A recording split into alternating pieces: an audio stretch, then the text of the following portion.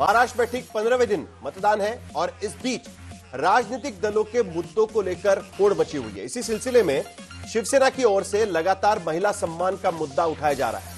मुंबा देवी की सीट की Shiv Sena candidate Shaina NC की ओर से पुलिस पे शिकायत के बाद अब विक्रोली सीट पर शिवसेना की उम्मीदवार सुवर्णा करंजे ने संजय राउत के भाई और विधायक सुनील राउत के खिलाफ आपत्तिजनक बयानबाजी का आरोप लगाते हुए विक्रोली थाने में मुकदमा दर्ज करा दिया। हालांकि संजय राउत इसे चुनावी मुकदमा कह रहे हैं, लेकिन जिस तरह से एक हफ्ते में दूसरी बार शिवसेना की ओर से महिलाओं के मुद्दे पर आघाड़ी की चुनावी घेराबंदी करने की कोशिश हो रही है, उससे यह साफ होता है कि महाराष्ट्र में महिला मतदाताओं को लेकर राजनीतिक दांवपेच तेज होते जा रहे हैं। एक तरफ महायुति को अपनी लाडली बहन यानी लाड़की बहन जैसी आकर्षक योजनाओं पर भरोसा है, तो दूसरी तरफ आघाड़ी के अंदर भी अधिक से अधिक महिला वोट पाने के लिए रणनीति बनाई जा रही है।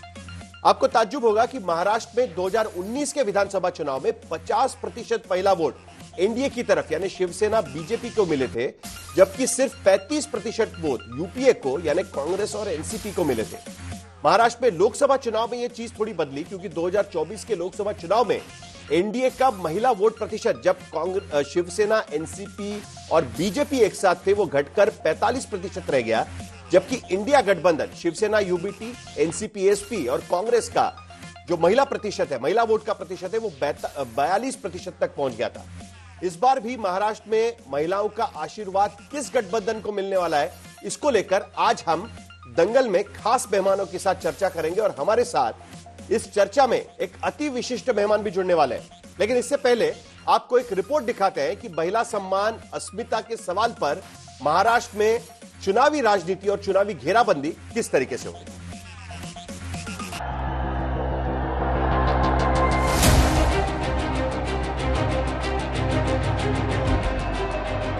महाराष्ट्र में महिला के मुद्दे पर जुबानी जंग परवान चढ़ रही है, क्योंकि सवाल सूबे की 4,66,00,000 महिला वोटर्स का है, जिन्हें लुभाने के लिए एक तरफ महायुति लड़की बहन योजना चला रही है, तो अघाड़ी और बड़े वादे के प्लान में है।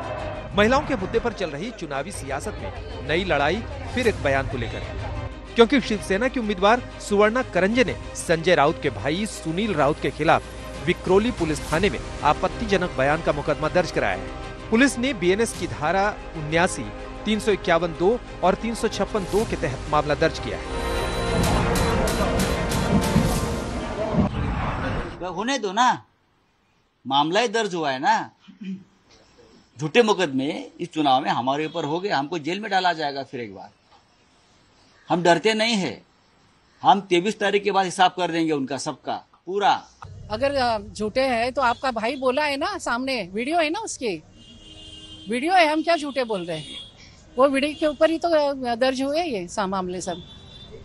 विरोधी भाई को कंट्रोल करने को बोलो, वो दूसरे औरत को भी धमकी दी उसने, स्वप्ना पाटकर, उसको भी धमकी दी है उन्होंने। क्या सब और महिला ये झूठी है क्या? इनका भाई सच है?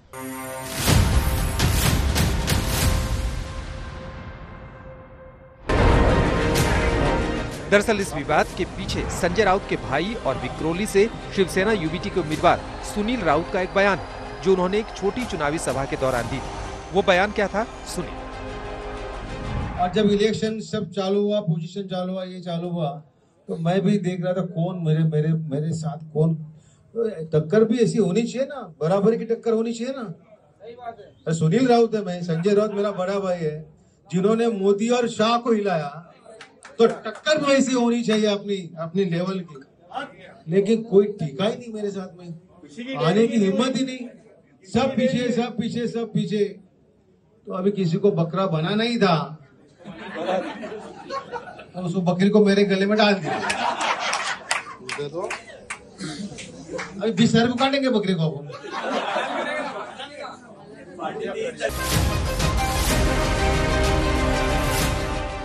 एक हफ्ते के अंदर अघाड़ी के नेताओं के खिलाफ पुलिस में ये दूसरी शिकायत है। पहले शाइना एनसी ने अरविंद सावंत के खिलाफ शिकायत दी थी, अब सुवर्णा करंजे ने मुकदमा ही दर्ज करा दिया है। एक तरफ माल, एक तरफ बकरी, कहां से निकल रही है ये मनस्थिति और मानसिकता।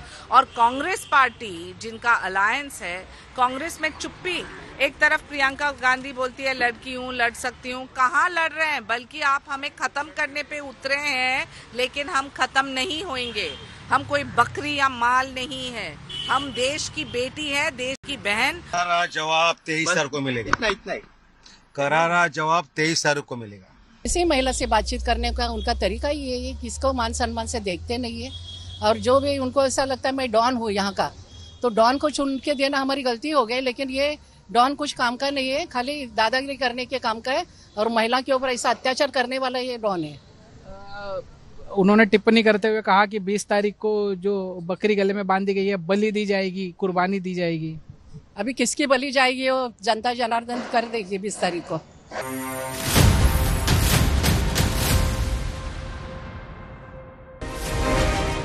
महाराष्ट्र में महायुति की ओर से महिलाओं से जुड़े मुद्दे को लेकर तेज सियासत के पीछे दरअसल महिला वोट की राजनीति है। और इस वोट का वजन कुछ ऐसा है कि महाराष्ट्र के 36 जिलों में से 5 जिलों में महिला वोटर्स की संख्या पुरुषों से अधिक है।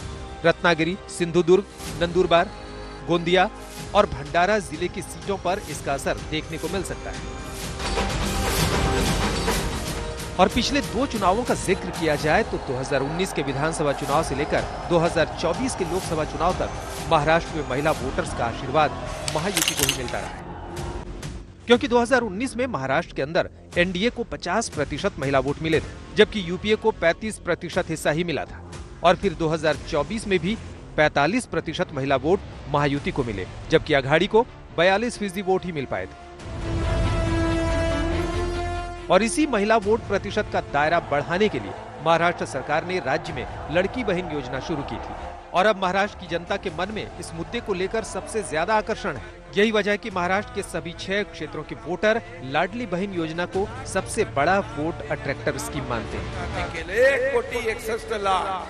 जिसमें मुंबई क्षेत्र में 51%, कोंकण क्षेत्र में 46.4%, मराठवाड़ा क्षेत्र में 45.6%, उत्तर महाराष्ट्र में 45.7%, विदर्भ में 46.2% और पश्चिम महाराष्ट्र में 45.4% लोग मानते हैं कि महायुति सरकार की लाडली बहन योजना सबसे कारगर साबित होगी।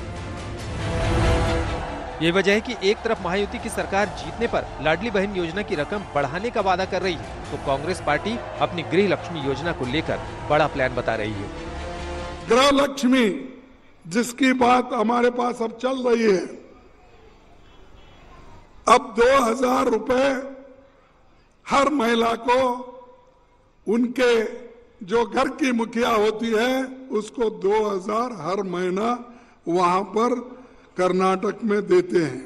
मोदी जी, ये हम बजट में रख के खर्च कर रहे हैं, हम धोखा नहीं दे रहे, हम झूठ नहीं बोल रहे। आपके जैसा झूठ बोलने की आदत नहीं। कांग्रेस अध्यक्ष इस बार पहले ही बोल चुके हैं कि महाराष्ट्र में उनकी पार्टी वही वादे करेगी जिसके लिए बजट उपलब्ध होगा, और उसी के मुताबिक कांग्रेस ने अब महाराष्ट्र से बड़े चुनावी वादे की तैयारी कर रखी है। आज तक ब्यूरो।